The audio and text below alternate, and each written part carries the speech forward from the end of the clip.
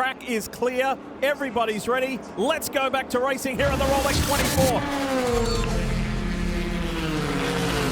Vantor leads the young Brazilian Felipe Drugovich. Drugovich has gone to that outside line. Look at this move from Dixon. Dixon in that blue and white. Acura Meyer Shankar going around the outside. He is feeling it. It's all about getting the energy in these tires early and getting the grip. If you don't force it, if you don't have the load, lock-ups there as these tire temps are starting to come in. Drugovich around the outside. Inside for the King coming up. Will he keep his nose in the inside? Vantor has to give it up. What a move from the Brazilian. Awesome work. The Aston Martin Formula One test driver is leading the Rolex 24 at Daytona. There's Dixon again. Dixon's rounding him up. He is feeling it. He is feeling it big time. Late on the brakes. Bumpy brake zone here for turn 6. The 6-time IndyCar champ has won this overall 3 times, and he's won it another time in class. There's a nice move on the inside as well. Estre, second of the Porsches there, getting around the BMW as well. Robin Franks, the 24, Magnussen in the 24 car.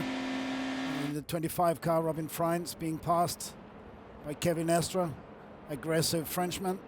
A lot of that may be car dependent on how quickly they can get the energy into these Michelin tires and start to feel the grip and start to push. See a little bit the weight of the GTP cars. They're wobbling a bit now. The tire pressures are not completely up to ideal temperature. So, yeah, for the drivers, it's a challenge. And at the same time, the sunset. You see Ross Gunn there, TK, sending it down the inside in the Aston Martin. That went flying.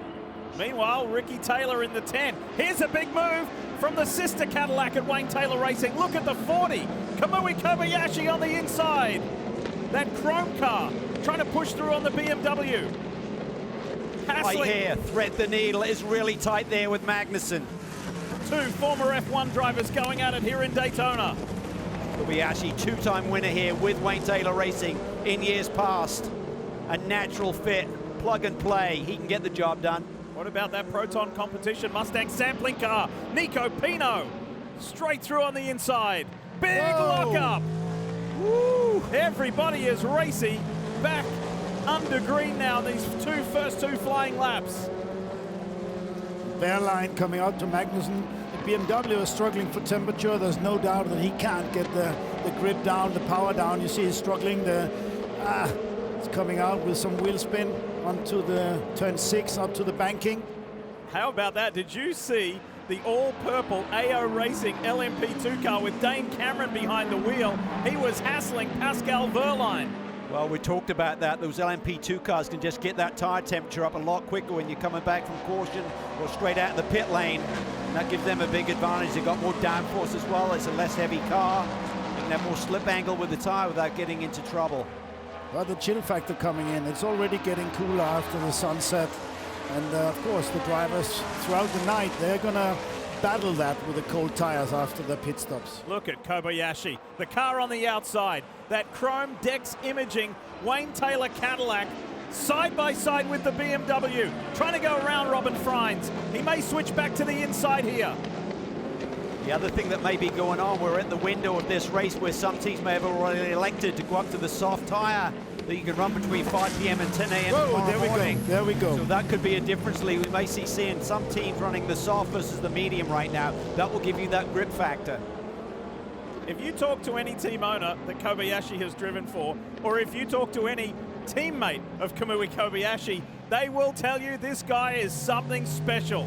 He has got the magic, and it's great to have him back at Daytona. Yeah, Kobayashi is always full on it.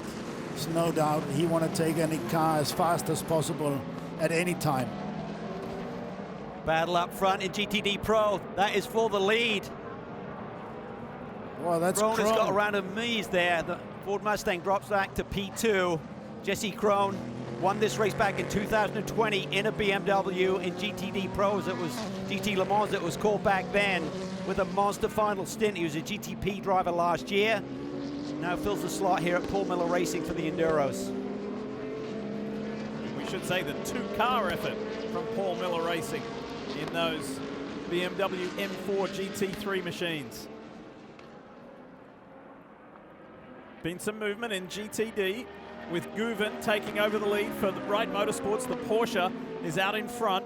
Parker Kligerman has dropped back to third. Meanwhile, we've got our guys together in GTD Pro. Townsend Bell is 14th. James Hinchcliffe, pardon me, is 9th. Hinch is 10th. And they promised that they would race each other. Now it's coming to fruition. It's crazy. Not sure you know this, TK, but Townsend's been out of a car for 3 years, and he got a call up from Jimmy Vasser on New Year's Day. Said, "We need you. Get ready." It's wonderful. Maybe interview them at the same time and to ask when they're gonna put the anchor down and when they're going to go for it. All right, talking about going for it, this is for the lead. Kevin Estre, right there in that Porsche Penske Motorsport 963, the red and white, the second car in shot. Estre has shown us time and again over the years that he will make some big, bold moves. He's not afraid. And he's got this young Formula One test driver who's come out of the F2 World Championship.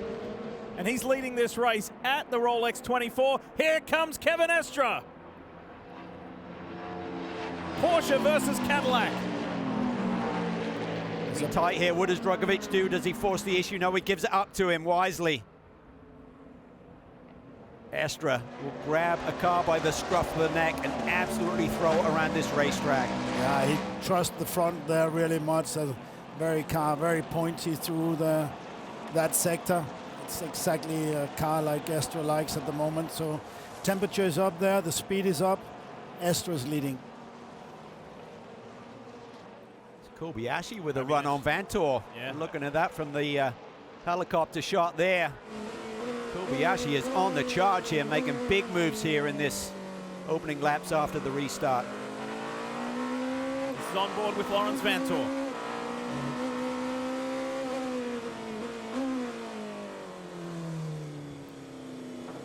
Larry, as we call him, Lawrence Vantor. He's got his younger brother Dries, who dominated the early phase of this race here today, driving for BMW. Larry said last year, the dream season, winning the World Endurance Championship. What a year Porsche put together on both sides of the water, winning here on North American soil in IMSA and put a World Endurance Championship together as well. Cadillac on Cadillac. Dragovic's rearview mirrors full of Kamui Kobayashi. Kobayashi can just carve that corner. He can tuck the nose down tightly coming off there and still have the bite. Get the power down early like the 31. Oh, it's coming there. Kobayashi, fastest man on track at the moment. Estre needs to keep his foot down.